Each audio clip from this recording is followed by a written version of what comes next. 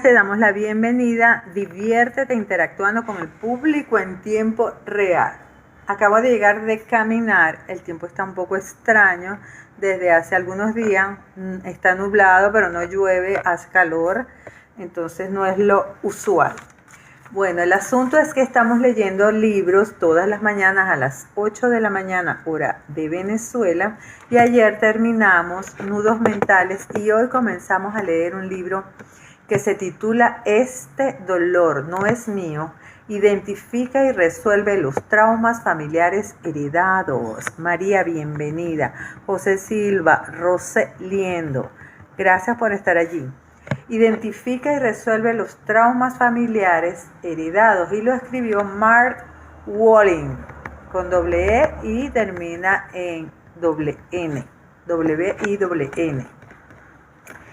Entonces Walling nos tiene acá unos créditos que no voy a leer y una frase. A mis padres Marvin Walling y Sandra Lacier Walling Miller, os agradezco mucho todo lo que me habéis dado. Bienvenida, bienvenidos.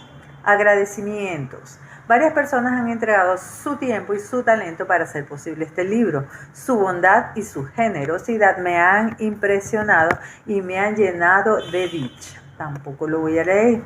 Por último, estoy en deuda con todas las personas valientes que me contaron sus historias. Espero de todo corazón haberles hecho justicia en estas páginas. Y empieza así. Quien mira afuera sueña, quien mira adentro despierta. Carl Jung, Cartas, volumen 1. Seguimos, a ver. Estamos empezando este libro, Este dolor no es mío. Y como vi un video de Anita Morjani, me animé a leerlo el día de hoy. Mayra Gigi 83, introducción del libro. El lenguaje secreto del miedo. En el tiempo oscuro el ojo empieza a ver. Theodore Rothke, en el tiempo oscuro, en su libro El tiempo oscuro. Este libro ha sido fruto de una misión que me ha llevado a dar la vuelta al mundo. Me ha hecho volver a mis raíces y me ha conducido a una carrera profesional que no podría haberme figurado siquiera cuando emprendí este viaje. Bienvenida, Estrella.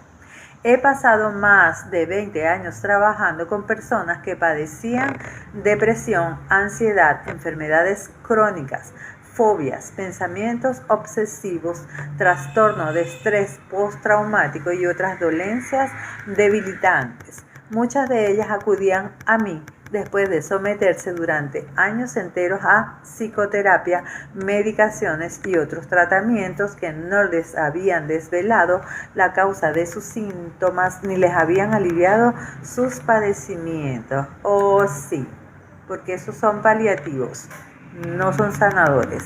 Lo que he aprendido a la luz de mi propia experiencia de Walling, de mi formación y de mi práctica clínica es que la respuesta puede no encontrarse en nuestra propia historia personal, sino más bien en las de nuestros padres y abuelos o incluso en las de nuestros bisabuelos. Las últimas investigaciones científicas de las que ya se están haciendo eco los medios de comunicación generales también nos confirman que los efectos de los traumas pueden transmitirse de una generación a la siguiente. Edward Josué y Angélica, bienvenidos.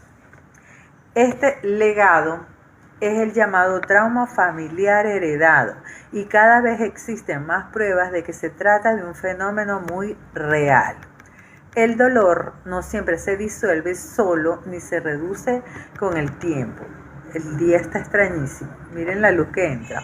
Aunque la persona que sufrió el trauma primitivo haya muerto, aunque su historia haya quedado sumergida en años de silencio, pueden perdurar fragmentos de las vivencias, de los recuerdos y de las sensaciones corporales, como si quisieran prolongar su existencia desde el pasado hasta resolverse en las mentes y en los cuerpos de los que vivimos en el presente. Voy a cambiarme a ver si tengo mejor luz. A ver, aquí en Caracas el clima está muy rarito. Sigo. Lo que vas a leer en las páginas siguientes es una síntesis de las observaciones empíricas que he ido realizando en mi práctica profesional como director del Instituto de Constelaciones Familiares. Este libro me encontró a mí, no a él, yo no a él, de San Francisco, junto con los últimos descubrimientos de la neurociencia, la epigenética y la ciencia del lenguaje. También reflejo en este libro mi formación profesional con el célebre psicoterapeuta Bert Hellinger, en cuyo planteamiento de la terapia familiar se manifiestan los efectos psicológicos y físicos de los traumas familiares heredados a lo largo de múltiples generaciones. Y me acabo de ver el video de una entrevista que le hicieron a Anita Moorjani y creo que tiene todo que ver. Sigo. Una buena parte del libro, el libro se llama Este dolor no es mío, está dedicada a enseñar el modo de identificar las pautas familiares heredadas, es decir, los miedos, los sentimientos y las conductas que hemos adoptado sin saberlo y que mantienen vivo de generación en generación el ciclo del sufrimiento. Bienvenido Luis Montiel y CN 112. Sigo.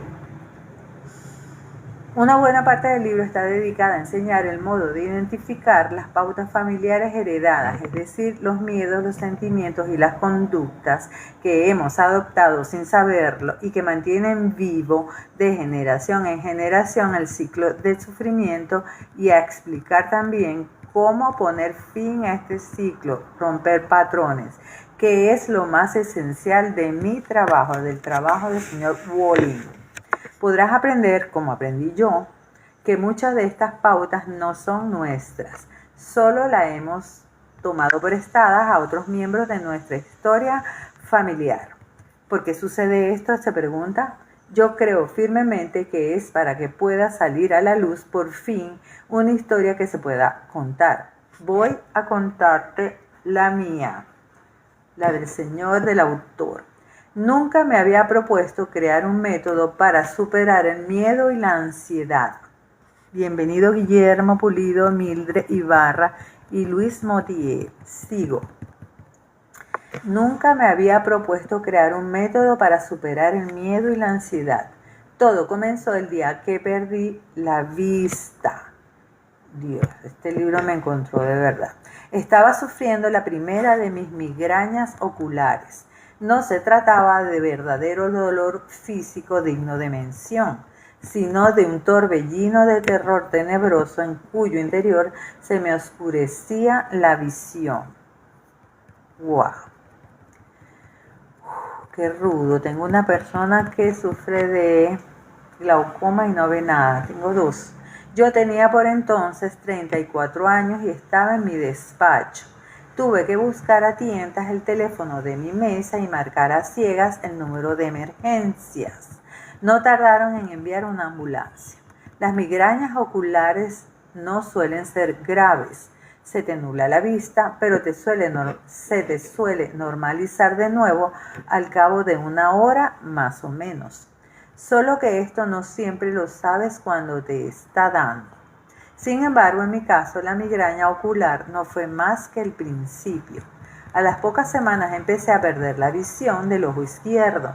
Las caras y las señales de tráfico se convirtieron en manchas grises. Los médicos me comunicaron que tenía una retinopatía serosa central, trastorno incurable y de causa desconocida. Bajo la retina se acumula líquido que termina por filtrarse y produce lesiones y enturbiamiento del campo visual. Un 5% de los pacientes, los que tienen la forma crónica de la enfermedad que había contraído yo, llegan a perder la vista hasta el punto de ser considerados ciegos según la definición legal. Me dijeron que contara con que ambos ojos quedarían afectados. Era cuestión de tiempo. Uy, no. Estamos leyendo Este dolor no es mío. Este dolor no es mío de, ¿cómo se llama? El autor que tiene un apellido gringo, Mark Walling. Sigo. La verdad es que los médicos no sabían decirme cuál era la causa de mi pérdida de visión ni cómo podía curarla. Probé varias cosas por mi cuenta. Vitaminas, ayunos consumos, imposiciones de manos, y me parecía que con todo ello el problema se agravaba más aún. Estaba desconcertado. Se estaba haciendo realidad el mayor de mis miedos sin que yo pudiera hacer nada al respecto. René, Gaby, bienvenidos. Ciego, sin poder valerme por mí mismo y solo me derrumbaría. Mi vida se hundiría. Perdería las ganas de vivir. Me representaba mentalmente la situación una y otra vez. Bienvenida, Carmen Numbria, 740. Sigo. Cuanto más lo pensaba, más hondos eran los sentimientos de impotencia que tenía incrustados en el cuerpo.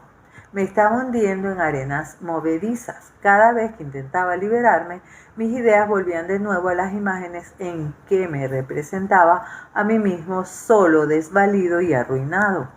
Lo que no sabía yo por entonces era que solo, desvalido y arruinado eran palabras de mi propio lenguaje del miedo. Eran ecos de traumas que se habían producido en la historia de mi familia antes de que naciera yo. Estas palabras, libres y desatadas, me daban vueltas en la cabeza y me repiqueteaban en el cuerpo. Me pregunté por qué estaba otorgando tanto poder a mis pensamientos. Había otras personas que, sufriendo adversidades mucho peores que la mía, no daban tantas vueltas a sus sufrimientos como yo. ¿A qué se debía que yo me quedara tan hundido en el miedo? Me costó años encontrar la respuesta a esta pregunta. Bienvenido de tu estilo y María. En aquel tiempo, lo único que fui capaz de hacer fue dejarlo todo. Dejé a mi pareja, a mi familia, a mi empresa, mi ciudad. Dejé todo lo que conocía. Buscaba unas respuestas que no se podían encontrar en el mundo en que vivía yo. En un mundo donde parecía que había mucha gente desorientada e infeliz. Yo no tenía más que preguntas y sentía pocas ganas de seguir adelante con la vida tal como la conocía. Bienvenida, Toronja. Traspasé mi empresa, que se dedicaba a organizar eventos y marchaba bien, a una persona a la que acababa de conocer literalmente. Y partí hacia Oriente, lo más al este que pude, hasta que llegué al sudeste de Asia. Quería curarme, solo que no sabía qué aspecto tendría esa curación. El libro se titula Este dolor no es mío. Lo escribió Mark Walling. Ok, leí libros y estudié con los maestros que los habían escrito. Siempre que oía hablar de alguien que podría ayudarme, una anciana que vivía en una choza, un hombre risueño vestido con una túnica, me presentaba ante él o ante ella. Me apuntaba a programas de formación y entonaba cánticos con los gurús. Un gurú dijo a los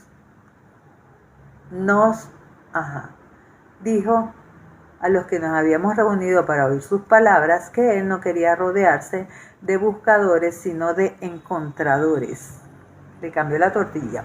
Según decía, los buscadores solo se quedaban en eso, en un estado permanente de búsqueda. Yo quería ser un encontrador. Meditaba varias horas al día, hacía ayunos de varios días seguidos, me preparaba infusiones de plantas medicinales y combatía las toxinas feroces que me figuraba que habían invadido mis tejidos. Mientras tanto iba perdiendo vista y me hundía más y más en la depresión. Por entonces no había caído todavía en la cuenta de que, cuando intentamos resistirnos a algún sentimiento doloroso, lo que solemos conseguir es prolongar ese mismo dolor que queremos evitar. Oh, sí. Esta actitud desemboca en la continuación del sufrimiento y el hecho mismo de buscar tiene algo que nos bloquea lo que buscamos. Así lo creo. Ese estar mirando siempre fuera de nosotros mismos puede impedirnos saber cuándo hemos dado con el objetivo. Puede que esté teniendo lugar algo valioso dentro de nosotros, pero corremos el riesgo de pasarlo por alto si no estamos sintonizados con nuestro interior. Los curadores me animaban a mirar más hondo, preguntándome, ¿qué es lo que no quieres ver? Esta es la pregunta de las 50.000 luchas.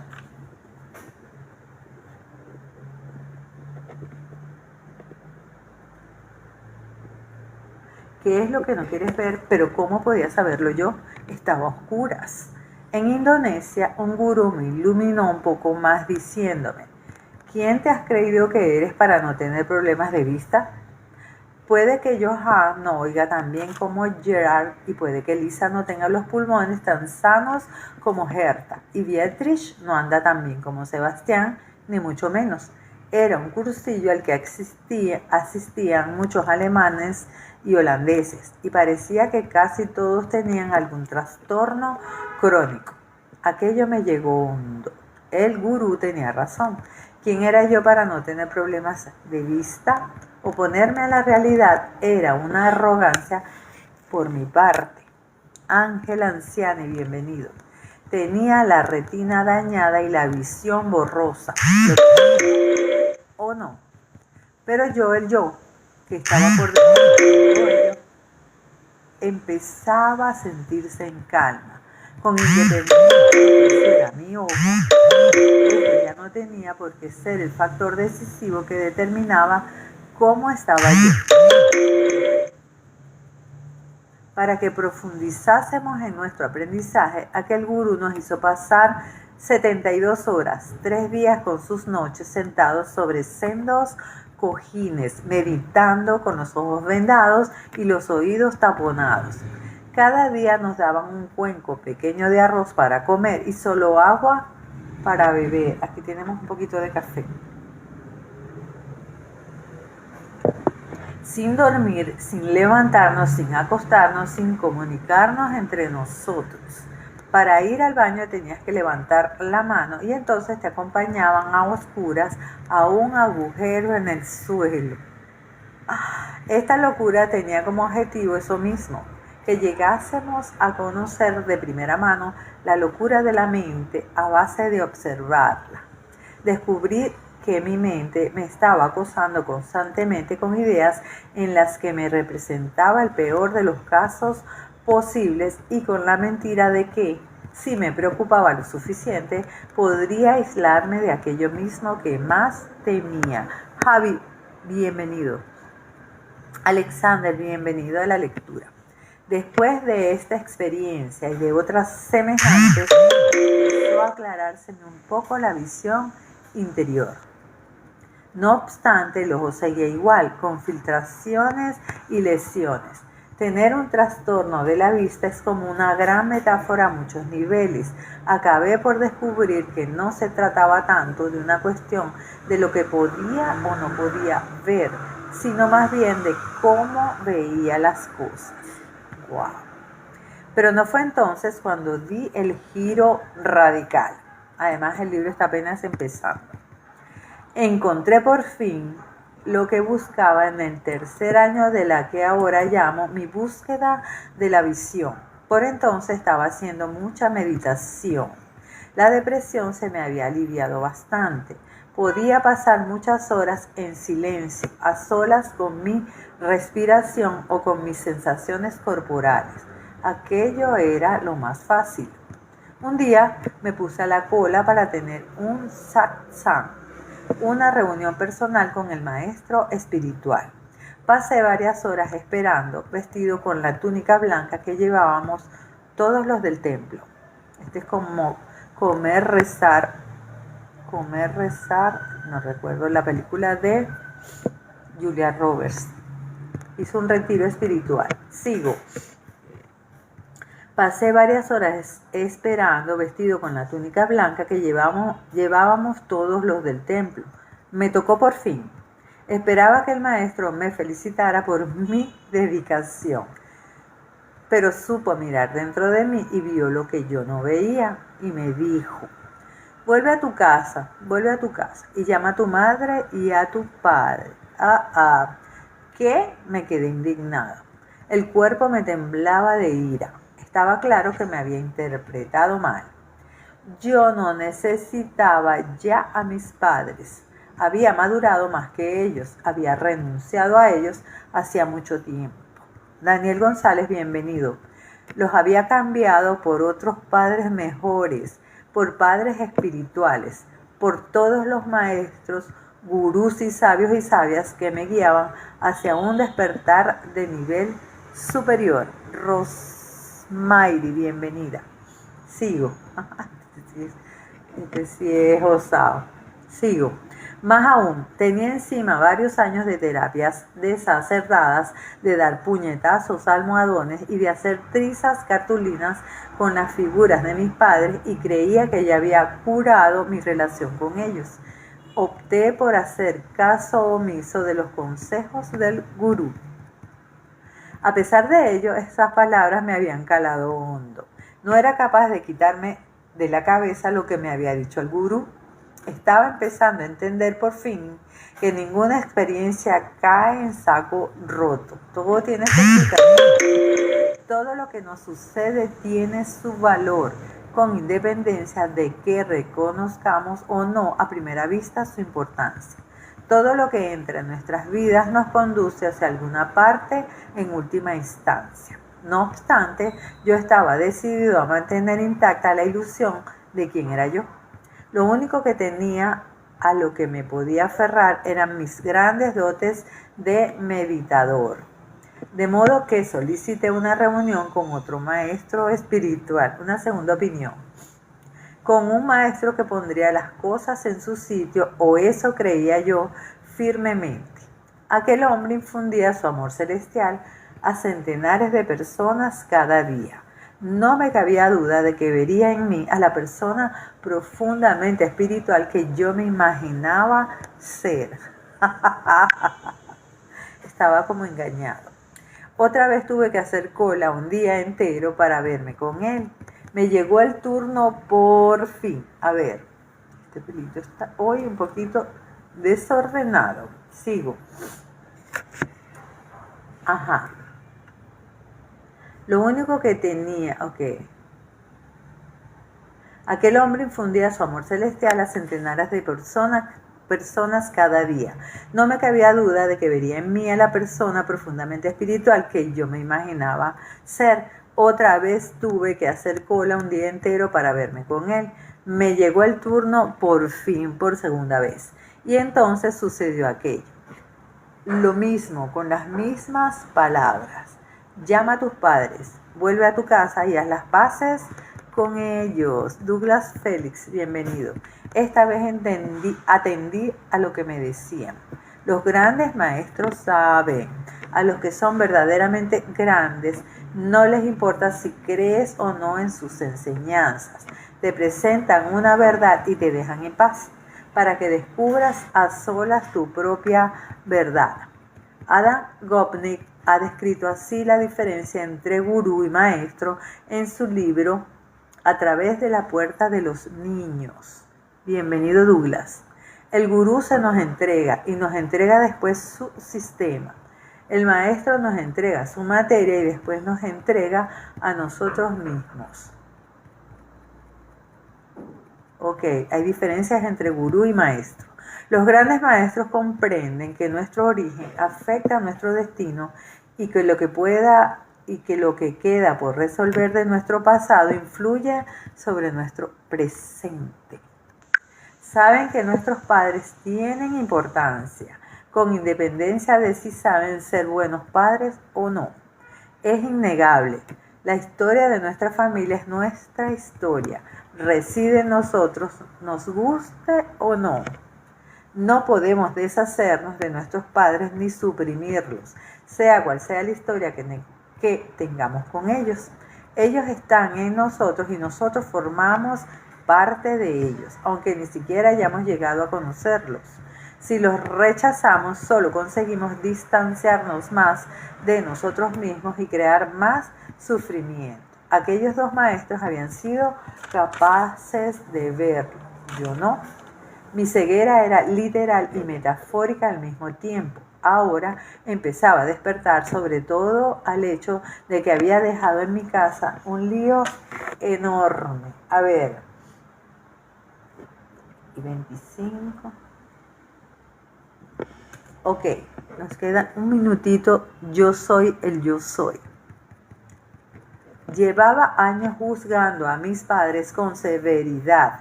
Me figuraba que yo estaba más capacitado, que era mucho más sensible y humano que ellos. Les culpaba de todas las cosas que yo creía que estaban mal en mi vida. Ahora tenía que volver con ellos para reponer lo que me faltaba en mi propio ser, a saber, mi vulnerabilidad. Estaba empezando a darme cuenta de que mi capacidad de recibir amor de los demás estaba asociada a mi capacidad de recibir el amor de mi madre. Con todo, no iba a resultar fácil aceptar su amor. Mi vínculo con mi madre estaba tan roto que cuando ella me abrazaba me sentía como si hubiera caído en una trampa para osos. El cuerpo se me tensaba como para crear un caparazón que ella no fuera capaz de atravesar. Esta herida afectaba todos los aspectos de mi vida y sobre todo a mi capacidad para mantenerme abierto en una relación de pareja. Mi madre y yo, la madre de Mark Walling, podían pasar meses enteros sin hablarse. Cuando se hablaban, él encontraba la manera de descartar los sentimientos cálidos que le manifestaba a ella, ya fuera por medio de sus palabras o con su lenguaje corporal blindado. Me presentaba frío y distante, dice él. A mi vez, yo la acusaba de no ser capaz de verme ni de escuchar. Era un callejón sin salida emocional. Y yo voy a dejar la lectura acá en la página 13 del libro Este dolor no es mío, de Mark Walling.